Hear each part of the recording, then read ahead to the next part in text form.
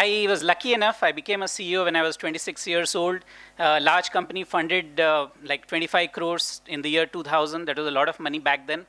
And I got good breaks. I got a chance to work on GIS, engineering services, India's first GPS navigation. Then it became a roadsofIndia.com portal. Then finally, now we are in facilities management. Interestingly, we also have a preschool chain, which we started as a hobby to keep our wives busy. And suddenly it became big. I think we are even pitching to Rajita's team for that. So it's been a very interesting journey. And I got invited to such events and all 20 years ago also. Last 2.5 years, I have not gone to any event. So why did I come today? And why have I not gone for the last 2.5 years? I started thinking that as part of all this automation and everything, even this format needs a change. These things need to become online.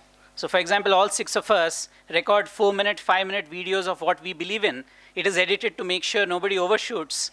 And at the end of the day, when you go online and you check it out, you see what is relevant to you.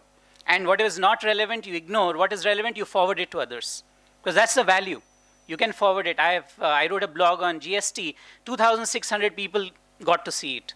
Now that's amazing. That really energizes. Because then you feel that your message is getting out to a larger audience. So that's how technology is changing. So how is it relevant to our discussion today? So what happens is, when I saw this chance and Mr. Araha sent that mail across, I thought, let me give it another shot. Let me go and talk, and I'm hoping that each one of you will go and tell 5 people if you liked it. If you didn't like it, fine, move on to the next speaker, and I'm sure he'll be as interesting. So I'm through with half my time now. We have only half left. So how many of you know typing? Typing? How do the rest of you survive? You still write? I'm very serious. I got like 17, 18 hands. The remaining 40 people still write? Okay. Okay, how many of you 17 know your typing speed? And what is it? Just some rough numbers, please. 60, you? 55, 50, 60, 50, 40. Okay, I didn't want to make a mistake today. As I said, I'm speaking after a very long time. So I sent a mail to 7 people in my direct team, some in preschool, some in IT. And I said, do this test and send me your score.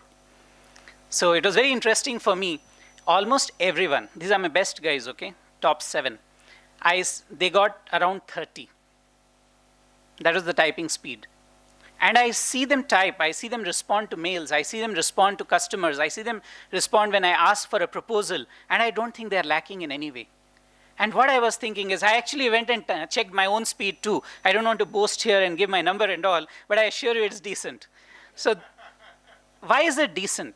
You know, when I was in class 11, I don't know why, but my mom just decided one fine day, why don't you go and join a typing class? And my dad was very upset. He said, typist banna hai kya? Stenographer ka job chahiye kya? And she said, no, you just take your cycle. I used to have a BSc SLR in those days, 1989, and I went and learned typing. And I used to hate it too. So I never learned. I used to read, I used to see, and I used to type. ASDF, SDGF. So then I realized, now when I took up a job, then I realized the importance of typing without seeing. And that is important. So my first point is that we have to tell people, it doesn't matter whether it's a school kid. I tell the same thing to my 10-year-old son. It doesn't matter whether it's a college guy. It doesn't matter if he's your manager with 10 years or 15 years of experience, or we are at the fag end of our career, or we have retired. I think each one of us owe it to this country and to ourselves that we should improve our typing speed. Even if you can increase it from 20 to 25, 30 to 35, 40 to 45, believe me, you'll be doing yourself a favor.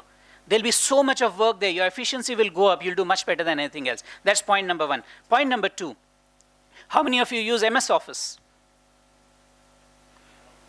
How do you use MS Office without doing typing? I'm getting 27, 28 hands now. So MS Office is life, right? That's how it is. Now, Word documents, not important. I'm telling you, I've worked with 5,200 people in my career. And I told you I'd done varied types of businesses. MS Word, it's okay. If you know it, good. If you don't know it, no problem. Excel, sounds complicated. How many think Excel is complicated? It's not complicated? Okay, then you haven't gone deep. Because if you get into macros and all, I haven't figured it out till today. The basic Excel is only numbers and totaling, sum of A to Z, right? But Excel is actually very, very complicated. If you don't know it, it's not the end of the world. But trust me, and last summer, my daughter, she's 12 years old, she'll be 13 next month, and she comes to me and says, I have the choice of these 2 home assignments for summer. And one of them was to make a presentation on the sanctuaries. And she is saying, I want to make this chart. I want to make this book, because she'll cut and then she'll have the glue. And it's so much fun, right? So much of activity to be done. But I don't want to make the PPT. I said, nothing doing. You try and do the PPT. And interestingly, by the time she finished it, you won't believe this. In the last 3 months, I have learned 2 things from my son, and I have learned 3 things from my daughter. My son taught me how to see YouTube videos better. Because I used to see those videos 20, 22 minutes. I don't have time. I see 10 minutes. If it is boring, I exit it. So he was watching me one day, and then he says, why don't you increase the speed, Papa?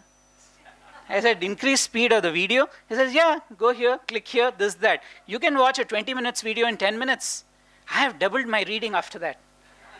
And my daughter, actually, she went and she put some audio files in the thing. I said, this will make it very bulky. Because I'm old school, like 10, 15 years ago, I stopped putting audio files in presentations. Because it makes the files very heavy, right? I went and checked. It has found a way to compress it. Magic. So whether you're leaving to, from, with, it's a very simple thing, right? What about is and was?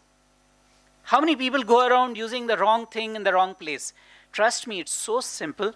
Go around and tell your people, tell your kids, tell your colleagues, tell your parents, there are only 25 to 30 common errors in English.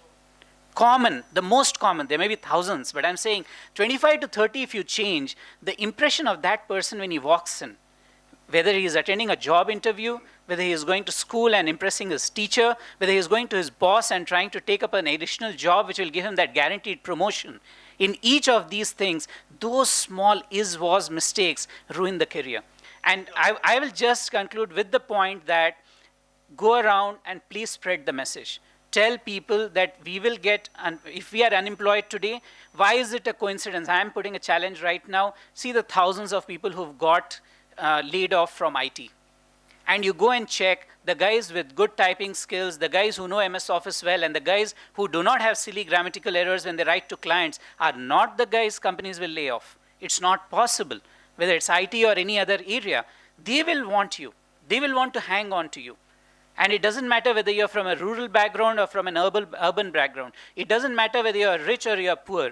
I spoke to a facilities guy yesterday, and because computer-aided facilities management is our area, he used to live in a basti when we were kids. And the guy's English was better than many people in my own team. So please spread this word around. I hope it will be worth my time, the 3 hours I spent here, and I hope it was worth your 10 minutes that you took. Thanks a lot.